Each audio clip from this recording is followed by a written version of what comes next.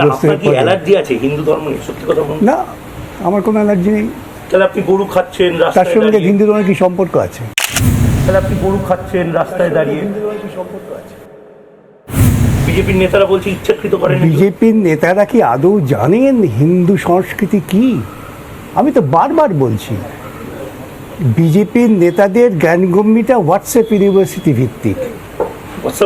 হ্যাঁ, ভারতবর্ষের প্রাচীন ইতিহাস যদি আপনারা দেখেন, কোথায় বলা আছে, কোন সময় বলা হয়েছে যে গোমাংস খাওয়াটা অপরাধ? এটা কিন্তু এটা প্রাইম টাইমে যাচ্ছে, যাবে। আমি তো জানতে চাই, আপনার নামেও 5টা মামলা হতে পারে। আমার নামে 30টা মামলা হোক। হিন্দুরা গরু খায়নি কখনো। কে বলেছে আপনাকে? আপনি শাস্ত্র পড়ুন, বেদ উপনিষদ পড়ুন।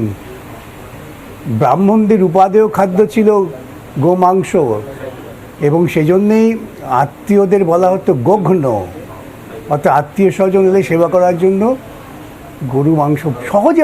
সাধারণ মানুষের সভ্যতার বিকাশটা তো মানুষ হয়তো আকাশ থেকে পড়েনি, মানুষ প্রতিদিন লড়াই করতে করতে এগিয়েছে, তার খাদ্যের প্রয়োজনে যা কাছে পেয়েছে তাই খেয়েছে। এটা তো বুঝতে হবে। সেটা না বুঝে আমি লাফিয়ে উঠলাম।